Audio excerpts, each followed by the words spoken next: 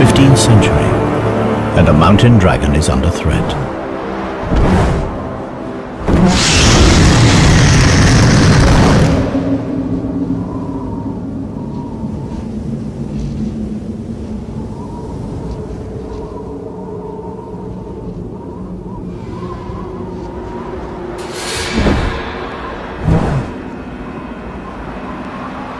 The distant ancestors of this female mountain dragon fed on the wild herds that roamed the vast Asian grasslands. But the herds were tamed by man. For dragons, they were no longer fair game. They were livestock. And so the dragons that gorged themselves on the plains have been driven to the remote regions of Europe. And in this remote place, wild game is scarce. Today she is hunting the rarest creature on earth, but not to eat. Today, she's looking for a mate. She spreads her scent throughout her territory.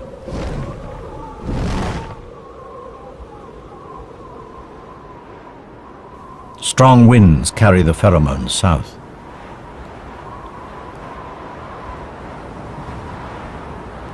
Female dragons mate once every 7 years, yet this mature female has never seen a male dragon. Nevertheless, every year when she comes into season, instinct commands her to play out the rituals of attraction. Her season is almost finished, and the window will close for another year.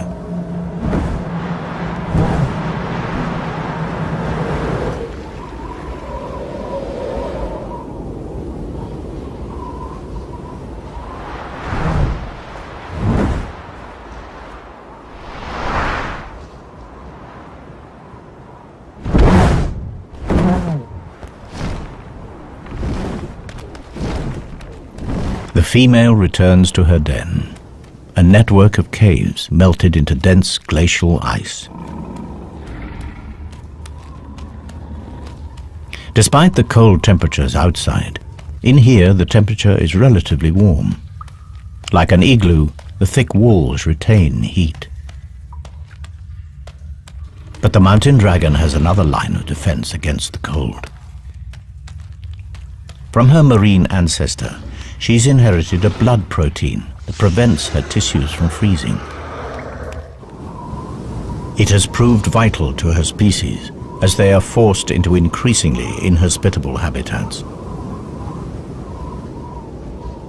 Soon it will be autumn, and her metabolism will slow as she prepares to hibernate through the bitter winter.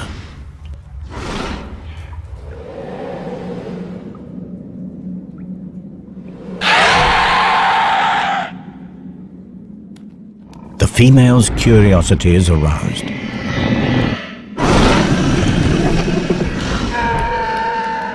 It is a sound she has never heard before, yet somehow it seems eerily familiar.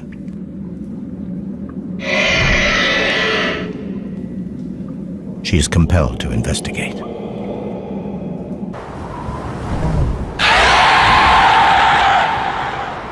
Against all odds, a male mountain dragon has picked up our female's scent.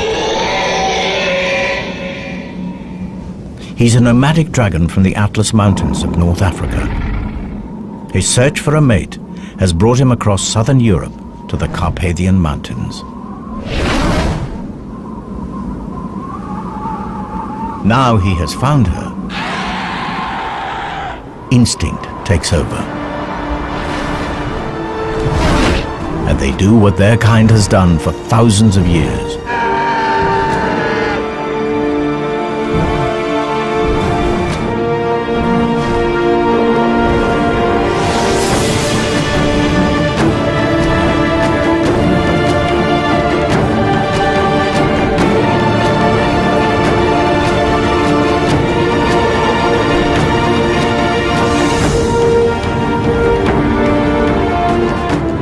It is a courtship ritual that is as perilous as it is spectacular. At the height of her climb, they lock talons and drop in a dazzling free fall. It is the ultimate test of faith.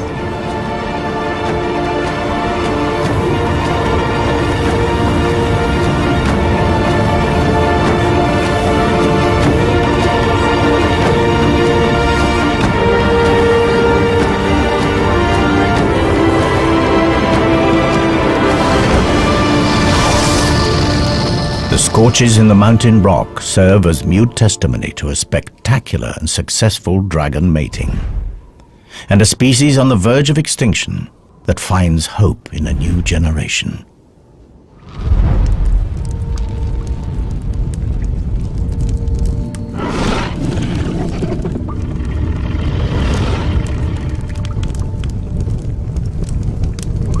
Crocodiles bury their eggs in active compost to keep them warm.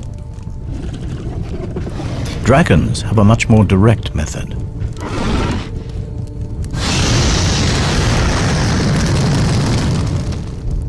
The eggshells have heat-resistant properties that can withstand intense temperatures. In fact, without this searing heat, the dragon chicks inside would die of cold.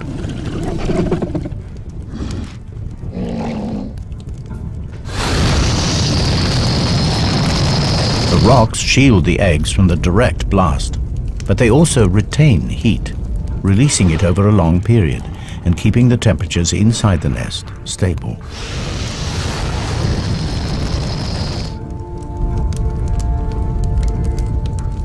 If she is to become a mother, careful and constant temperature control is essential over the long incubation period.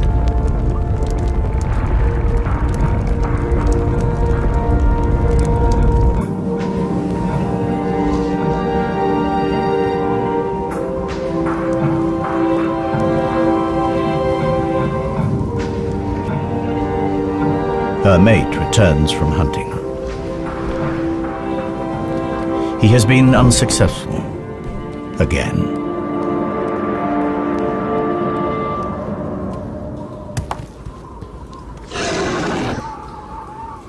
After mating, female dragons become aggressive, deeply defensive when any creature approaches the nest, even a mate. In order to placate her for the lack of food, he brings a gift.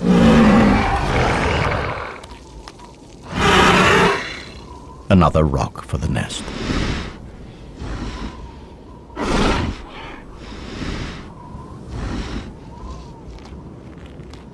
The male is now clear to enter the cave. The female will take her turn to hunt.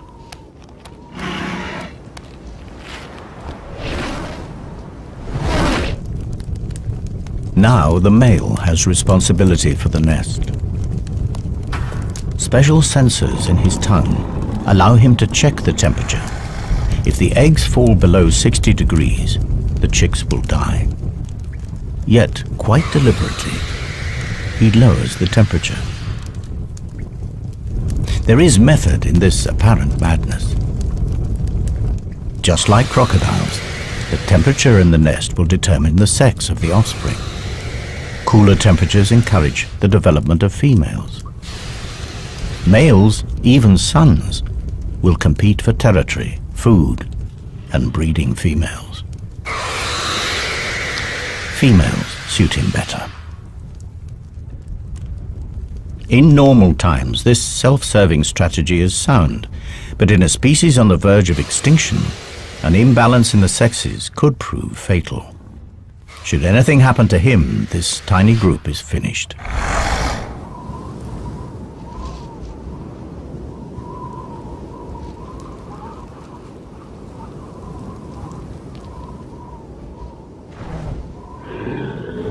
The female returns empty-handed from another hunt. The male is not at his post.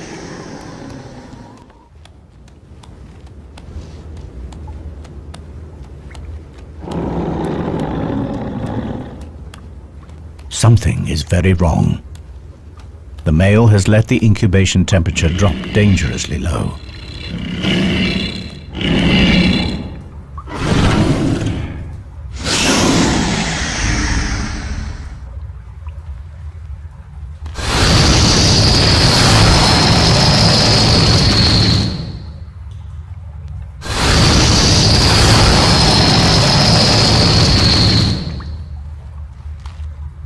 It is already too late for one of her chicks, but one might survive.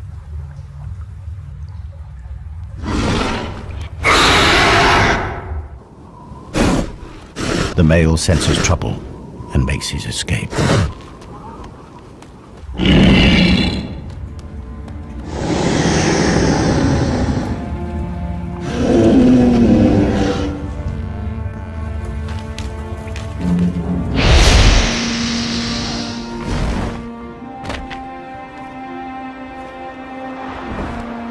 The female has taken to raiding livestock for food. She has good reason. This is her daughter, and her survival is the most important thing now. But by stealing from farms, she risks provoking the locals and placing her daughter in danger.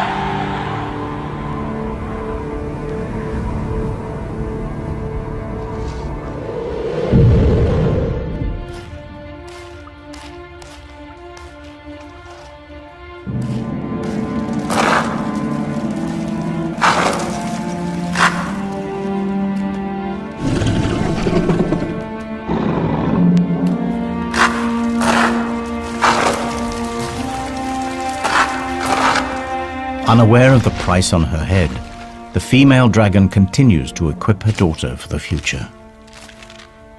She is passing on the secret of fire. Padre nostro, che sei in cielo, sia santificato il tuo nome, venga il tuo regno, sia fatta la tua volontà, come in cielo e così in terra. Dacci oggi il nostro pane quotidiano.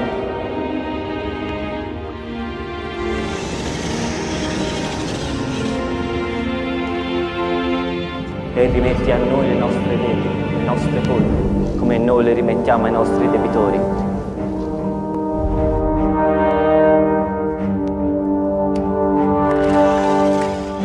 E non ci indurre in tentazione, ma liberaci dal male. Amen.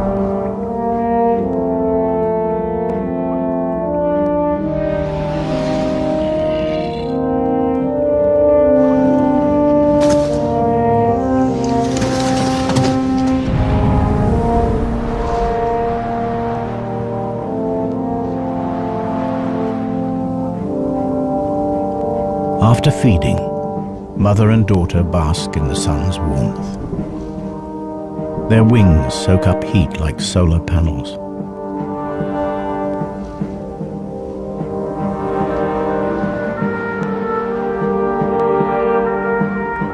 In a rare moment of intimacy, they lie together and share body warmth.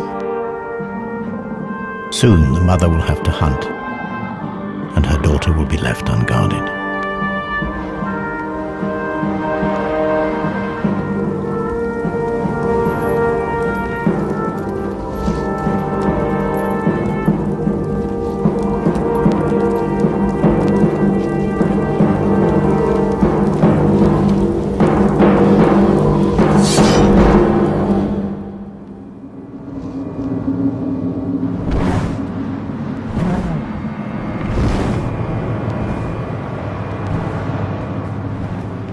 With summer drawing to a close, the dragon is desperate to fatten herself and her baby before they hibernate.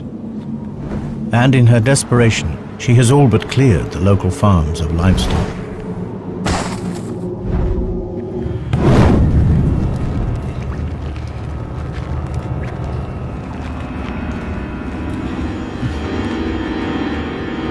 Once man and dragon lived side by side. Dragons were respected, even worshipped. Now they are hunted like vermin. Man has driven dragons to these remote habitats. Now even here, they are not safe.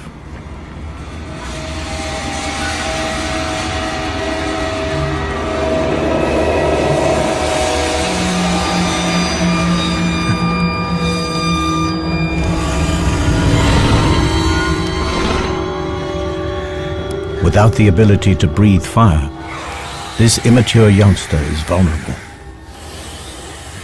But her assassins were reared on stories about their terrifying weaponry.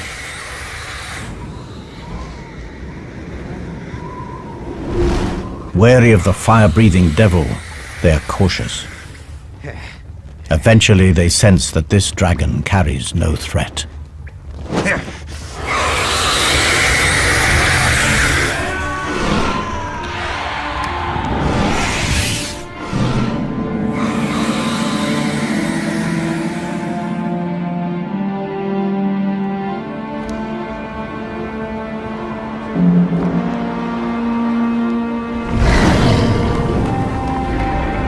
The mother returns.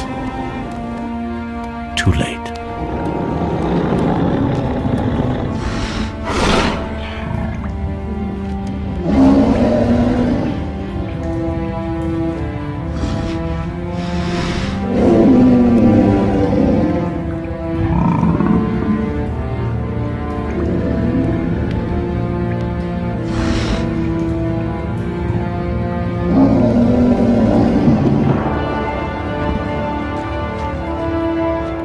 But her grieving will have to wait.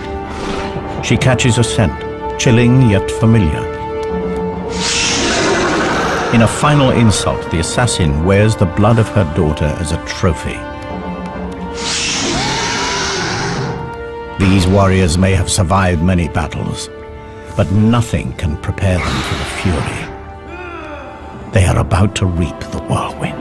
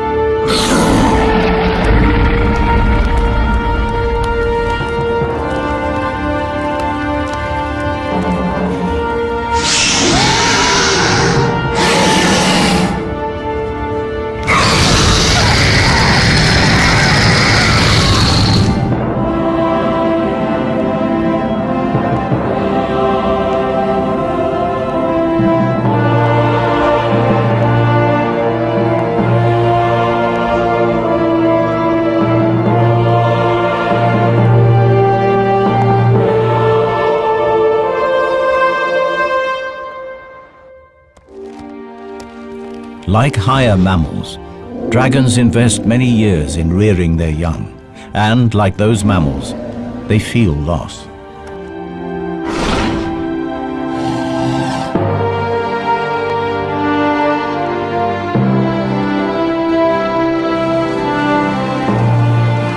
But the trauma of her daughter's death has brought the female dragon into season. She may still be mourning, but her body knows that to survive, she must mate again.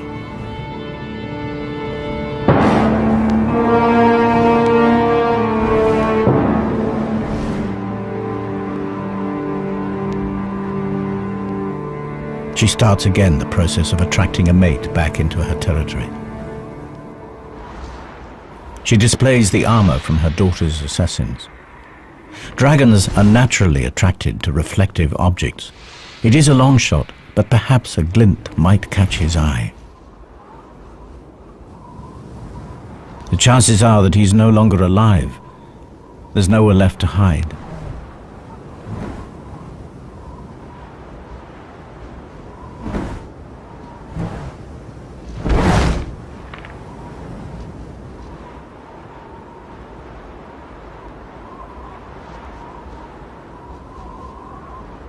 As winter draws in, hibernation beckons.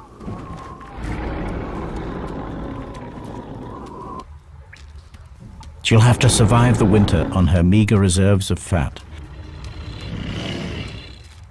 Her body temperature drops dramatically and she goes into suspended animation. All her usual functions are placed on emergency status, and her hydrogen reserves fall to almost zero. And in this state, she's as vulnerable as her daughter.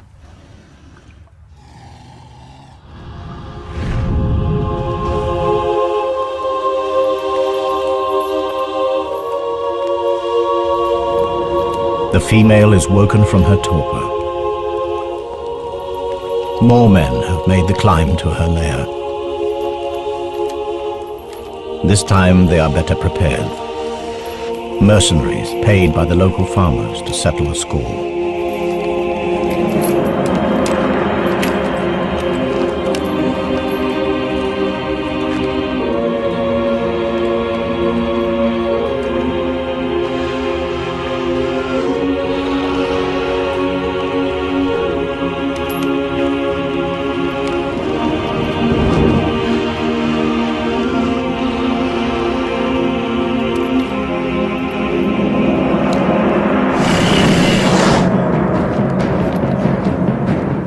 Without food, she cannot make hydrogen.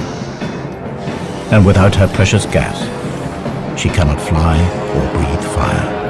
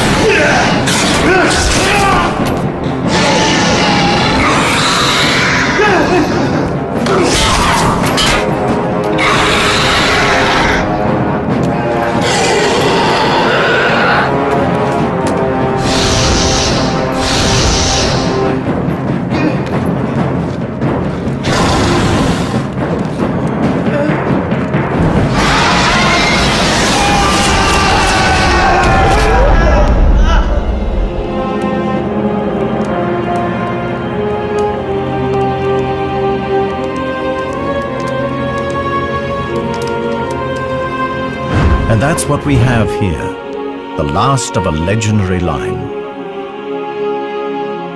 Myth made real.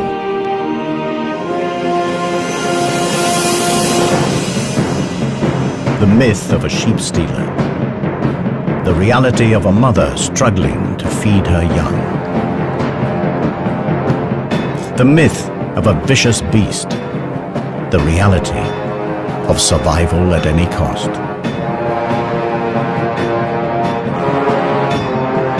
The myth of knights that climbed a mountain to slay a dragon.